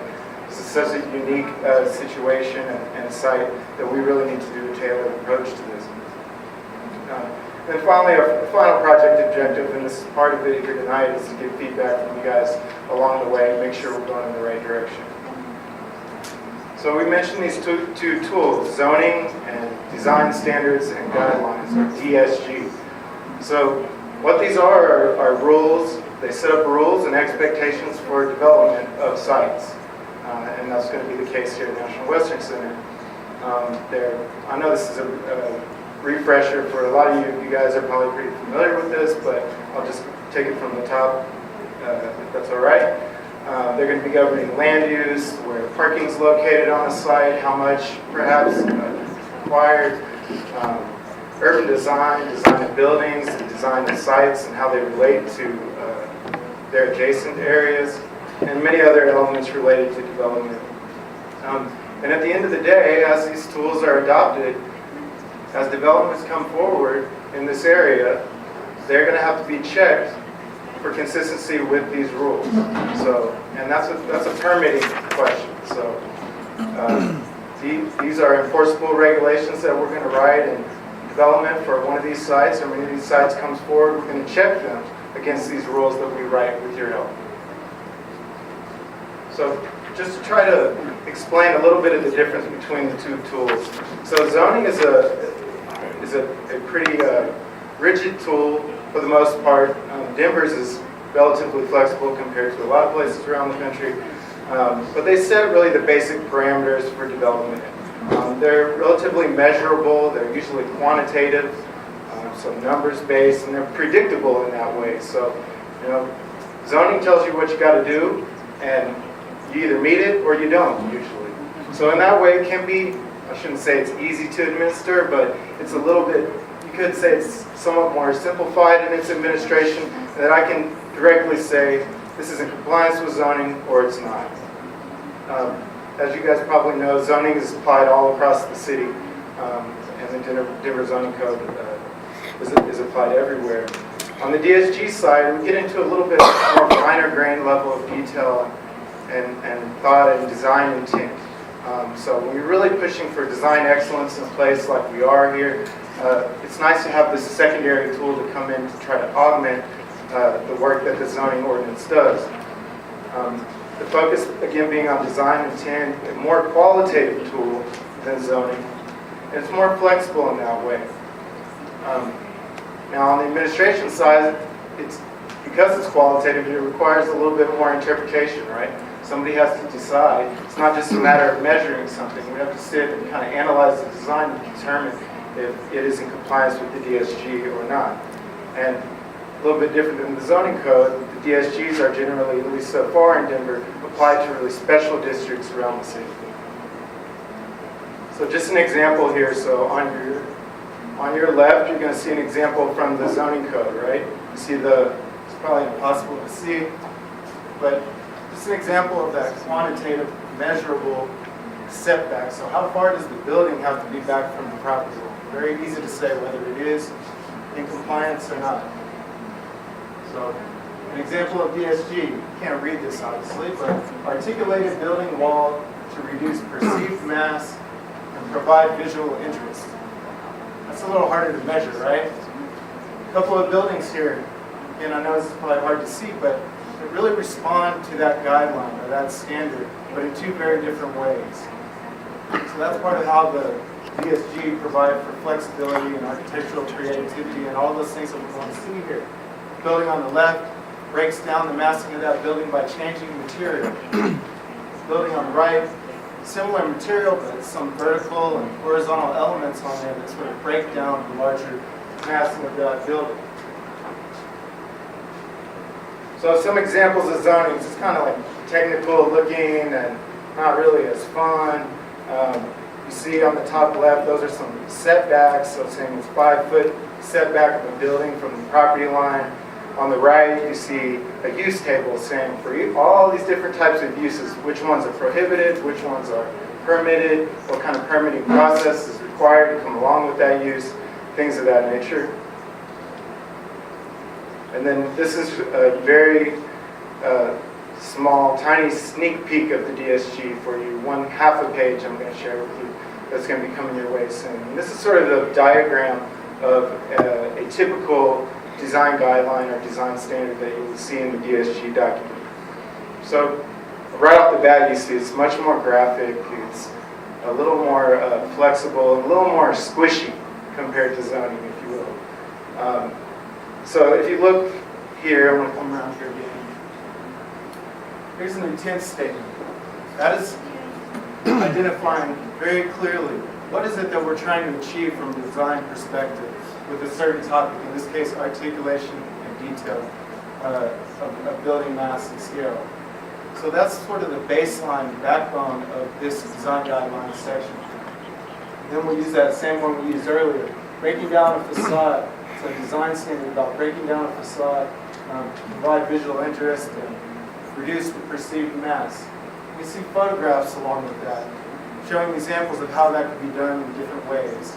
So again, trying to build in flexibility where, by responding to a specific design intent that's compatible and really implementing what's in the master plan that you guys helped to write.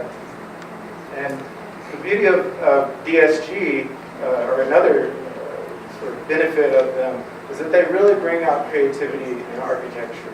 So what they're going to allow you to do with having those intent statements in place, if I have an idea as a designer and I don't maybe meet along exactly what the DSG or the standards say, I can propose perhaps an alternative approach as long as I'm meeting the intent that's stated in the DSG. So just to recap, we're really trying to, with these tools, implement the work that you guys labored over and others outside of this room. And not just these two plans in the master plan for the National Western Center and the Elyria and Swansea Neighborhoods Plan, but also Denver Blueprint and many of this other work that you guys and others in the city have been involved in. And provide certainty with these tools about what you guys as neighbors, partners can expect to see when a development comes up near or next to you, right? It's written down on paper. To ensure that development is sensitive to context and integrated with the neighborhoods in a thoughtful way, and to really raise the bar for design here. This is going to be an amazing place, and these two documents are just part of what's going to help you make that happen and ensure that it does happen. So this is one thing that I do want you to see, even if you couldn't see the rest of those slides. So if you guys can pass that around. And just so everybody knows, this presentation it's posted on our NWCCAC site, so you can also, pull it up and take a closer look at things on your computer. But Just wanted you to know that. Thanks, Liz. So this thing is making its way around. So this is our schedule. On the left, you have design standards and guidelines, and on the right, you have the zoning amendments that we're working on. On the zoning side, we're a little bit behind. DSG is going to come out front a little bit of us. But they are working in parallel, and they're certainly related to one another. And ultimately, in May, June 2019, they'll sort of catch up with each other. We'll go to the planning board. This plan is to go to the planning board with both documents for adoption or recommendation. So if you look at the design standards and guidelines side, you can see that we're only about 3 weeks to a month away from sharing the DSG with you, which we're really excited about. So how do you guys fit in to all of this? So these stars are meant to represent meetings where we're going to come and talk with you about what we're doing.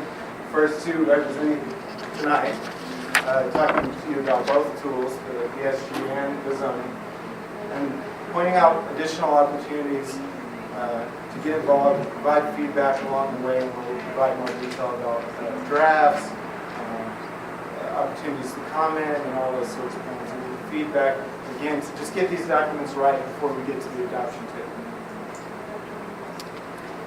I'm just concerned about how this relates to signing. If you got thoughts, or you got comments, or you want to reach me, you can do so here. Yes, ma'am? I have 2 questions. My first question is, has thought been given yet as to who's going to implement the DSG? It's not the city, correct? The It city will would be. It will be the city. Okay, so the city is going to decide on the squishy elements of the design proposals for, so when you say, I'm talking about after this is adopted and someone is coming forth with property, because this is in the triangle as well, correct? This is going to impact the triangle. So someone is coming in with a proposal for a building. The city is going to decide if it adheres to the design guidelines? Yes. I would think it would be more a subcommittee of the authority board, not the city. Like a design, you know what I'm talking about? Yes, Turn it on. and we have that.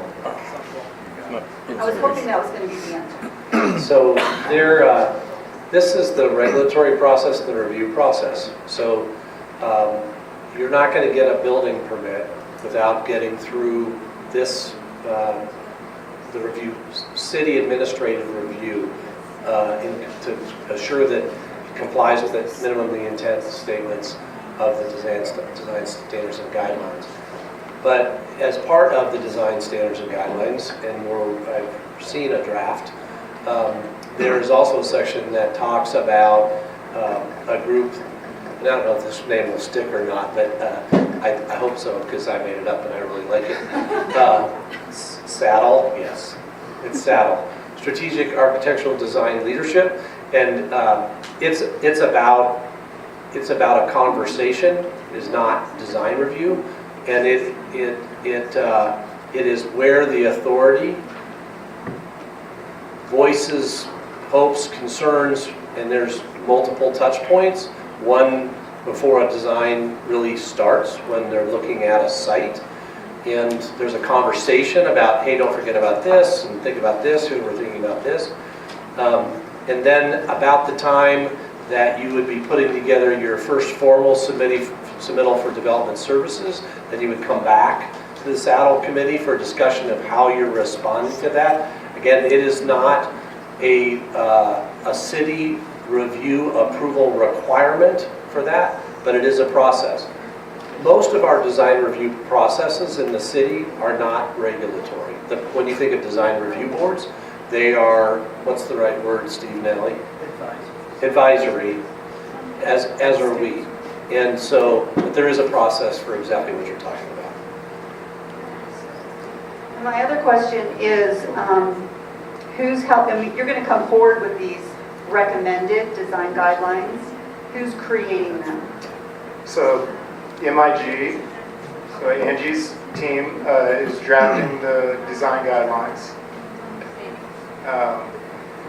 in this first draft that you'll see, but we're very much on the city side involved with that as well and reviewing them right now in very draft form before we bring them back to you. So it's kind of a team effort between NWCO, Community Planning and Development, and MIG as a consultant, and of course all their great sub-consultants that they have on their team.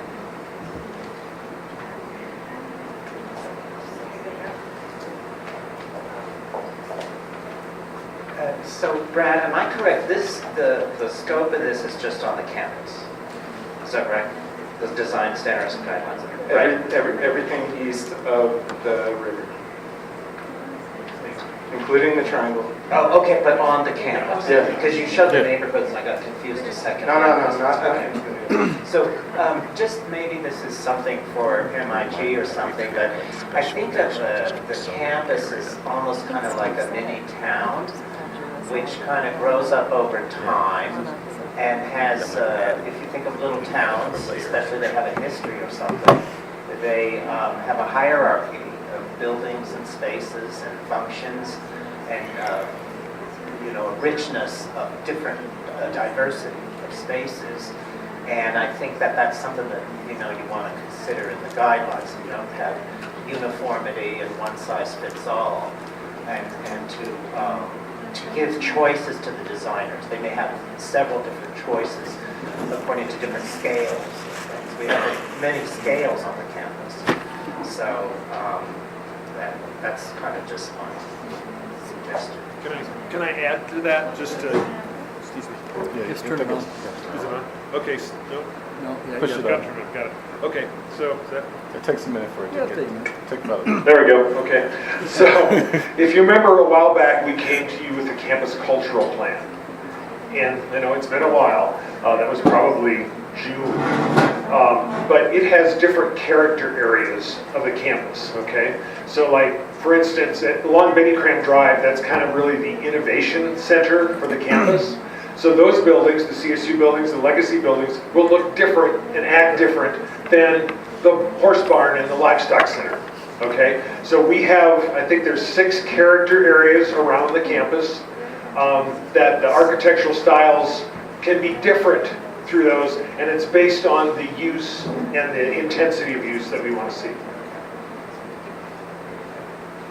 And I just have a question. This is something we're going to discuss more at our special November 7th Yes, we will meeting, is that go through correct? this in detail on November 7th. Okay, I just Yes. wanted to clarify that. Before I just have a comment, but I want everybody to notice this horse in this picture. I think we're really being held accountable by the way that horse is looking at us right now. I'm impacted. I want to call out something that Steve Nally said. Where is Steve? That has so impressed me. I've been continually saying, remember what Steve Nally said, I think was at an industry, it was in the arena, an industry meeting, and he was making a presentation to all these people that were benefiting from the successful passage of the funding to come in and do jobs and getting educated. He said, in his presentation of the National Western Center, he said, this is a project nested in the neighborhoods. And I absolutely love this. And I'm constantly wanting him to build his career on that kind of thinking. And so I tell people that. So I want to put it on the table here because I would ask everybody to think from the level of the pedestrian, which is what the rooted experience of the neighbor is. And it's nested in these neighborhoods. So imagine, as we go into the combination of design and zoning, if you figure out, get help from NWCO and everybody to figure out where am I going to be able to walk onto this campus from 360 degrees, and what am I going to be confronted with, welcomed with, or blocked by relative to what's being built there. To me, it's not squishy, it's aesthetics, and I think it's an honorable term that we should bring into our vernacular because it has to do with the comprehensive nature of the utilitarian and the experience, the utilitarian, the architectural, the design, the whole thing. And for me, that's part of our accountability for us to have on the CAC, is to be talking about how does this feel as the 360-degree threshold is designed. So I hope as each building is designed, we've got the good fortune of having really good architectural minds on this CAC, and I also want us as lay people that are just regulars to be able to say, oh wow, yeah, I'm looking at the design of that the water building the CSU is doing, or the equestrian center, or the legacy building, whatever, and this is what it would feel like if I walked in from my house on this side of the project onto this, because just to bring the history forward, there's been a lot of discussion over the years about not wanting the threshold of the whole project to be friendly in terms of people coming in from the neighborhoods and feeling like they have, that there's not fences and barriers and that kind of a thing. So in the course of this, and I think you're touching on it in there, but I just want us to be really aware of that, because we have an opportunity, for this to really become, well interwoven with the surrounding area, with the aesthetics and the design. And then lastly, I just wanted to say that I want the zoning process to be 100% transparent, because the city and people that are sophisticated, I don't want to say the city, I don't demonize the city, but people that are sophisticated at getting things through can, for lack of a better word, sneak in things that have to do with height regulations, with different types of setback ideas, with lighting allowances and that kind of thing. I just would ask that we really be transparent about that, because we have people coming in that want this to be a profitable process, that want that we're going to have partners coming in. We're going to have, we need more architectural. We need to see more of the architectural renderings and that kind of thing. And I would request this finally as a visual, as you deliver this draft to us, is show us, please, what it feels like to approach the campus from 360 degrees at entry points with the types of design ideas or design, the design overlays or whatever. Please show us, help us understand how to know and how to address that from a daily experience, from the ground level. I know the city is generally perfect, but is there a review process? Right now, it appears as if the city ultimately makes the decision, but is part of that a process where if you don't agree with the city on the zoning or the design review, you can go, in other cases, go to the Board of Adjustment. Is there some provision somewhere where there is some way of reviewing the final city decision? Just the approval process of the zoning, is that what you're Yeah, doing? right now, if I come in with a building, for a building, and I have an issue with the zoning, or even with, and now with the design review, and the city says this is it, and I say, but I think that it's important that this thing be included, and they say, sorry, I do have the opportunity to go to the Board of Adjustment, other entities besides going to the courts to get a review, or does it make sense to have some review that might include more than the city planning department?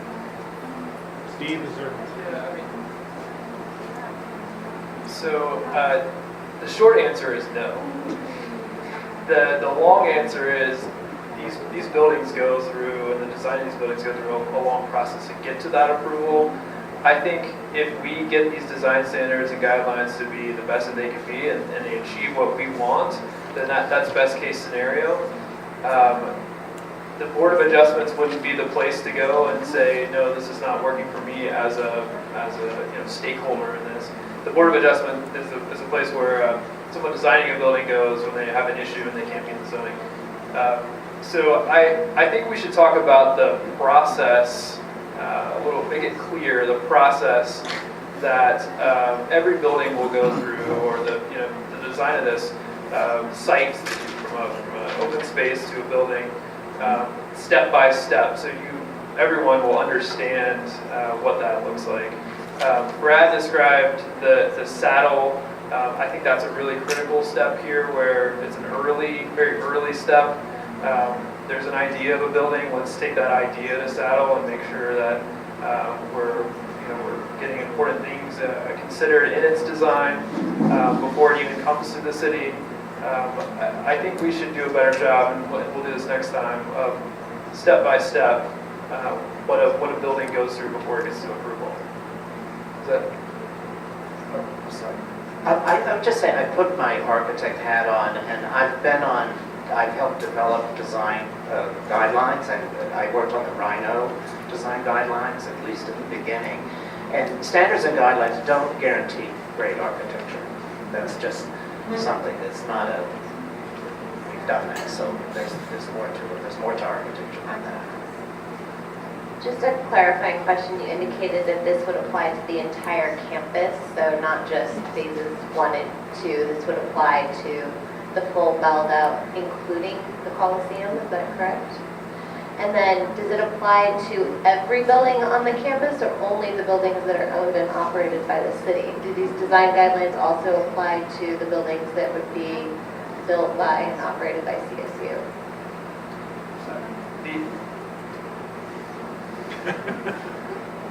It would be applied to all buildings. And AE for the last question on this, because we have 2 more things to get through. To put a collaborative emphasis on what Drew just said, I 100% agree with what Drew said and appreciate his, I think Drew has demonstrated in his work certain types of sensitivities that are very important around architecture. The layperson's point of view I'm hoping the CAC can keep in mind is that design guidelines don't assure great architecture. Great architecture is not necessarily neighborhood sensitive either. So though, that to me is where the CAC has to come together, is the lay person's point of view as you approach the impact of the architectural offering. And that's where I hope we can bring the daily quality of life aesthetic experience of approaching the campus from the ground level from 360 degrees into the conversation with the architectural minds, and that the design guidelines can provide a context where we can have a common language to do that. So I really mean it in a real nuts and bolts way for people to be able to think of this in terms of, I have to walk, I'm walking in this neighborhood, I'm walking onto the campus. How do the architectural offerings that are being offered, as great as they are, impact me as I just want to continue to feel like I actually live in a residential area, that I haven't got a project that's been dropped in, but it is in fact nested, which I totally love as an evocative experience. Thank you, Brad and Steve. Welcome back. Glad to have you. You're always welcome. You're part of the family. Mark Rodman from History Colorado has some information he'd like to share with us. Okay, I just want to take a minute quickly to tell you guys, you saw in your packets that you got tonight, we have an event coming up on November 15th. Marissa Volpe from History Colorado has been going through the neighborhoods and doing oral histories with people. She's filmed them, recording them, and that type of thing. And on November 15th, we're going to be presenting that to the community. We hope all of you guys will be there. I'll also have some extra invitations that you guys can pass out, because we really want the communities to be out there. This is for you guys, and we want your communities and friends to be out there and experience what your communities are about. So please come out and join us on November 15th. Thanks. And Liz. So I just want to make sure that everybody has been getting all the communications about the meetings through the rest of the year. So I have 2 lists. The lists are, I send you an email, and that's like a smaller list. And I just want to make sure that you all are receiving that email. So I got a couple questions from people about meetings that I've been really trying to send. That you guys are also included on a constant contact list where you get more of a newsletter sort of thing that has the logo at the top of it that also gives you the same information.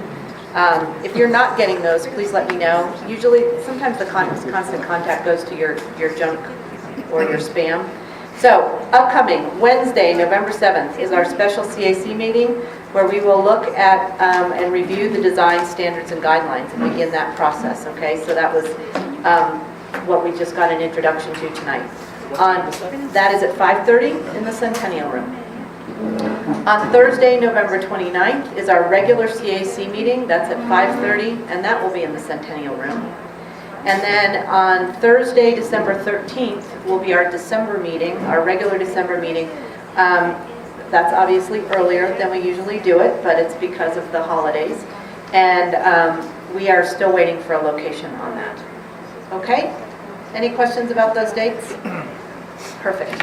And just a friendly reminder, your ballot should have arrived already. Please vote. I'm not endorsing anything or anybody, but there is at least one thing on the ballot that could impact the National Weston Center. And Debbie has, And sorry, Susan has. Susan. I No. just want to let everybody know that because of the closure of York Street, November 1st through 7th, the clerk and recorders agreed to do a ballot drop-off at Swansea. I think it's the elementary school, or is it the rec That's right, center? no, Swansea At Elementary. Swansea School, so if you just Yep. want to pass the word to your neighbors that are going to have a hard time getting in and out, the Coliseum is a drop-off point, and we just added Swansea. Okay, thank you everyone for coming out tonight. I look forward to seeing you next month, but not at the special meeting.